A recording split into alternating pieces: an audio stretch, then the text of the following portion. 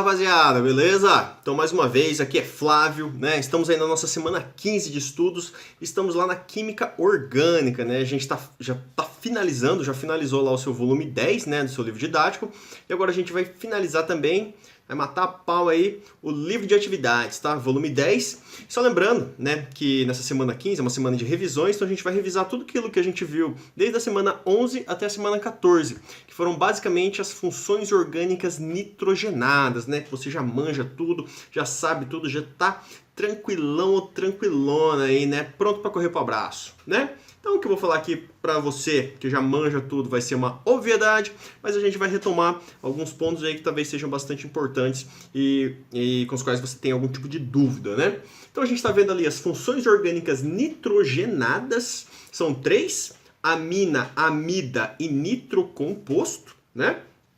E a gente viu ali que a amina ela é derivada da amônia, né? Então você vai observar o nitrogênio e daí tem a presença de 3 hidrogênios. Quando eu tiro um hidrogênio, é uma amina primária. E substituo por um radical orgânico, lógico, né? Se eu tiro 2 hidrogênios, eu tenho uma amina secundária. Se eu tiro 3 hidrogênios, eu tenho uma amina terciária. Então fica bastante simples, né? Então você sempre vai procurar, né? Porque você viu que os exercícios, a maioria deles se refere à identificação das funções orgânicas ou à correlação dessas funções orgânicas, enfim, com temperatura de ebulição, solubilidade, coisas assim, né? Então você sempre vai procurar o nitrogênio. Quando o nitrogênio estiver sozinho, digamos assim, né? Você vai saber que é uma amina. Tá? Lembrando que no nitrogênio, se ele estiver ligado a um hidrogênio, por exemplo, a gente vai ter um tipo de interação intermolecular que é bastante forte que a gente viu, que são as chamadas ligações de hidrogênio, né? O que vai dar a essa substância um caráter de elevado ponto de ebulição e elevada solubilidade em água. Mas tudo isso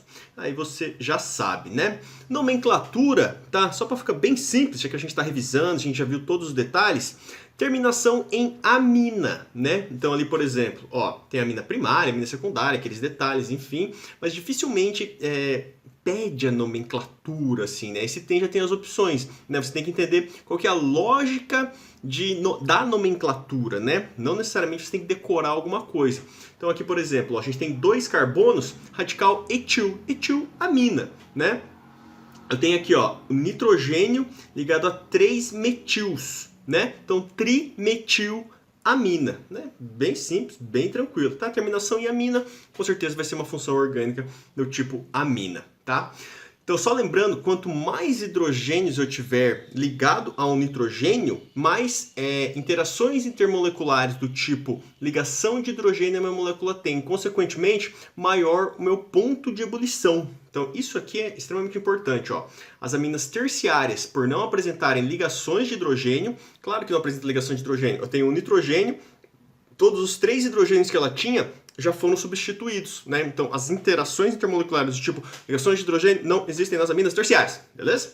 Então, tem pontos de ebulição inferiores se comparado às outras aminas de mesma massa molar. Então, a amina primária tem 2 hidrogênios, a amina secundária eu tenho 1 hidrogênio e a amina terciária eu não tenho nenhum, né? E isso vai repercutir na solubilidade em água, já que elas são altamente solúveis.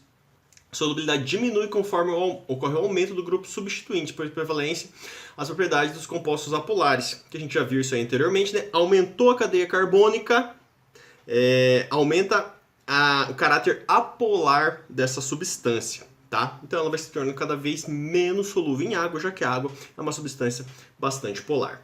E a gente viu também as amidas, tá? Identificação do grupo amida também é bem tranquilo. Você vai procurar um nitrogênio e próximo a esse nitrogênio, ligado a um mesmo carbono, você vai encontrar um oxigênio, né? Lembrando que as amidas, elas são derivadas dos ácidos carboxílicos. Então a estrutura é bem parecida, né? C-O, em vez de ter um OH aqui embaixo, uma hidroxila, eu vou ter um grupamento NH2, né? Ou N, enfim, N, dependendo da substituição, tá?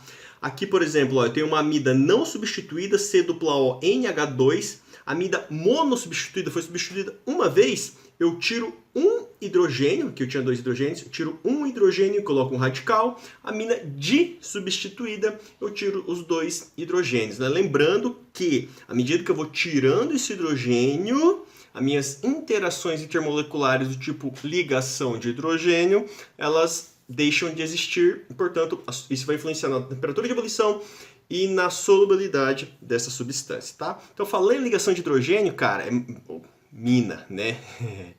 Enfim, você vai procurar o hidrogênio, né? Hidrogênio tem que estar ligado a flúor, oxigênio ou nitrogênio, tá? É a interação que vai acontecer entre esse hidrogênio e entre esses elementos que são bastante eletronegativos. Eles se atraem fortemente, por isso que as ligações de hidrogênio, elas são muito fortes, elas são mais fracas do que as ligações covalentes, por exemplo, porque as ligações covalentes, elas são muito mais intensas, ligação covalente, iônica, metálica, enfim, elas são muito mais fortes, né? Aí, mas em relação a interações intermoleculares, aquelas interações de Van der Waals, né?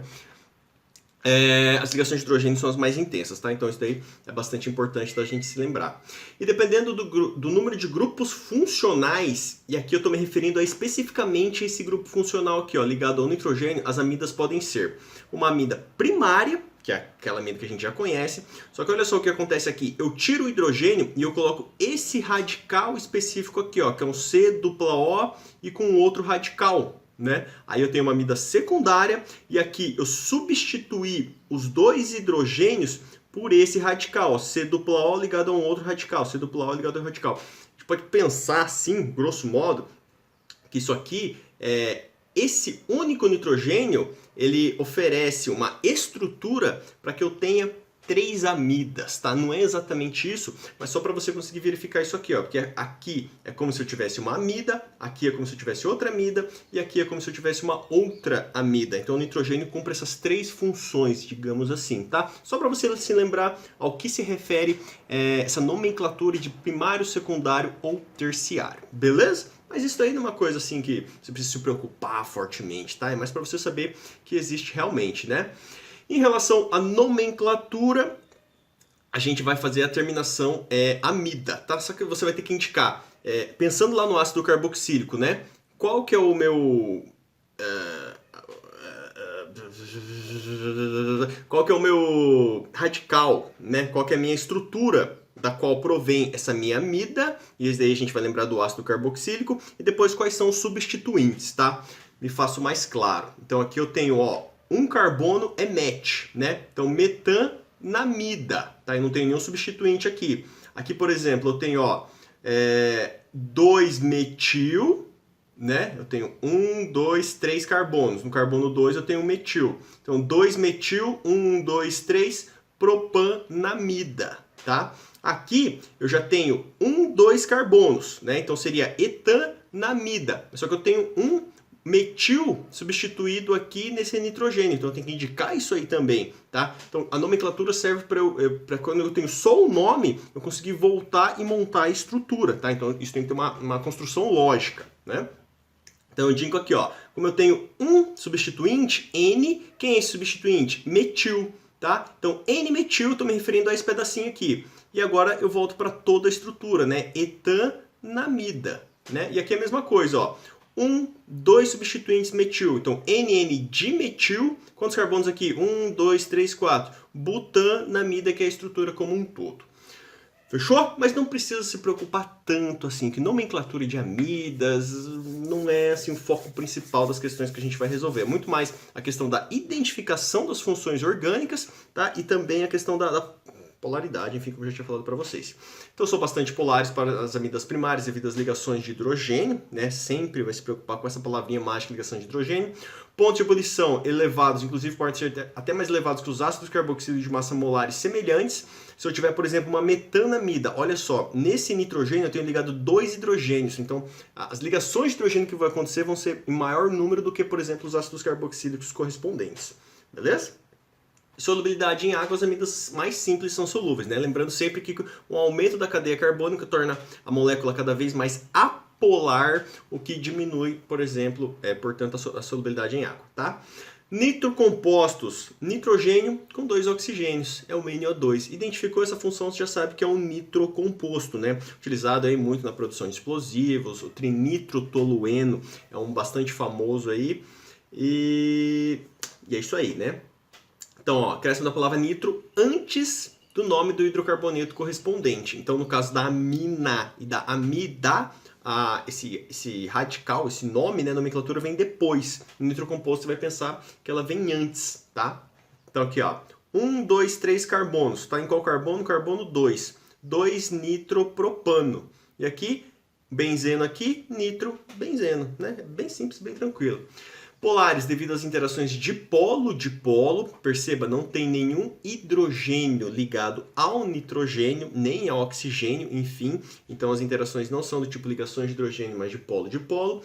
Ponto de ebulição relativamente elevado, solubilidade em águas mais simples, né? São solúveis em água e os demais são insolúveis. Aumentou a cadeia carbônica, diminui a solubilidade. Agora vamos ver como é que isso cai lá no vestibular, nas avaliações externas, tá? Então tem ali, ó. O composto denominado comercialmente por aspartame é comumente utilizado como adoçante artificial, na sua versão enantiomérica denominada SS-aspartamo. A química é uma maravilha, né? A nomenclatura oficial do aspartame especificada pela IUPAC, a União Internacional de Química Pura e Aplicada, é ácido 3-amino 4,1-bensil 2-metóxi 2-oxoetil-amino 4-oxobutanóico. Sua estrutura química de função mista pode ser vista abaixo. Você olha essa questão, você já se arrepia, né? Mas a questão é, vamos ver o que ele está perguntando. A fórmula molecular e as funções orgânicas que podem ser reconhecidas na estrutura do aspartame são. Isso é bastante simples, né? Na verdade, a primeira coisa que você vai fazer já está indicado aqui as funções orgânicas que acabam perdendo toda a graça, né? Mas o que você vai identificar? Ó, primeiro você identifica as funções orgânicas. Ácido carboxílico, C-OH, amina, olha só o nitrogênio aqui. Amida, olha o nitrogênio ligado a um carbono e a um oxigênio. Viu o nitrogênio perto do oxigênio, você sabe que é uma amida. 2 oxigênios pode ser um ácido carboxílico ou um éster, tá? Mas como eu não tenho uma hidroxila, então a gente sabe que é um éster, identificamos todas as funções orgânicas. Ele perde a fórmula molecular, tá? Mas como você é uma pessoa esperta, inteligente, a primeira coisa que você vai olhar vai ser as funções orgânicas, que é muito mais fácil de você encontrar isso aí. A gente já até encontrou, porque senão você teria que contar o número de carbonos, o número de hidrogênios, oxigênio, nossa, são, né? Um trabalhão. A gente vai identificar primeiro as funções orgânicas e procurar a resposta, né? Então eu tenho ácido, amina, amida e éster. Vamos ver, ácido carboxílio, amina, amida e éster. Pronto, já achei. Resposta correta aqui é o item C, tá? E a gente sabe que a fórmula molecular, portanto, é C14H18N2O5, tá? Então fica bem tranquilo aí. Mas claro, você pode contar o número de carbonos ali depois, hidrogênios, tá? E conferir isso aí, talvez seja bastante importante. Vamos lá para o 10. A química está presente no avanço tecnológico em diferentes setores. No desenvolvimento de materiais modernos e compactos, na busca de métodos de produção e análises mais limpos, na indústria farmacêutica, na busca de cura de várias doenças, enfim, a química é sensacional. Em 1964, o AZT, o 3-azido 2,3-didexotimidina, foi sintetizado pela primeira vez apresentando atividade anticancerígena.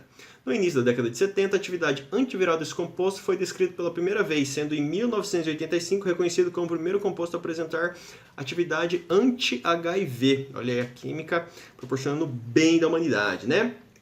Tem a estrutura aqui, novamente já tem todas as respostas, né? Coisa chata, mas enfim, ó, aqui a gente tem uma amida, né? Que ele coloca ali, olha a amida aqui, ó, nitrogênio, NH, eu tenho uma dupla O, né? Eu tenho um radical aqui e aquele outro radical. Então aqui a gente tem aquela amida secundária, né? Que ele coloca lá, lembra? Então, mas só para identificar, você já identificou que é uma amida, né? Então tem várias funções amidas aqui, você não vai se confundir com amina, tá? A gente tem a função álcool e a gente tem a função éter, tá? Lembrando que o éter é um heteroátomo no meio da cadeia carbônica, eu tenho um oxigênio ali. Todas as funções orgânicas estão presentes na estrutura do AZT, exceto o que eu não tenho ali. Álcool eu tenho, éter eu tenho, amida eu tenho, acetona eu não tenho, né? Então a resposta correta aí, o item D. Vamos então para o exercício 12, né? Anvisa suspende lote de paracetamol e de outros 3 remédios de laboratório. 4 medicamentos produzidos por um laboratório brasileiro tiveram lotes suspensos por determinação da Anvisa e as decisões foram publicadas no Diário Oficial da União nesta quarta-feira. Dentre eles, o paracetamol 500mg, com validade para 11 de 2015. Foi suspenso depois que um consumidor contatou o Procon para denunciar que havia um parafuso no lugar de um dos comprimidos, em uma das cartelas do medicamento. Após a notificação do Procon, o laboratório já iniciou o recolhimento voluntário do lote, que foi distribuído em Goiás, Minas Gerais, Rio Grande do Sul e Bahia. O medicamento cetoconazol 200mg, indicado para tratamento de infecções por fungos ou leveduras, teve suspenso o lote com validade para 6 de 2015. O motivo da suspensão foi uma queixa de um consumidor feita ao saque do laboratório afirmando que encontrou um outro medicamento, o atenolol 100 mg, na cartela de cetoconazol.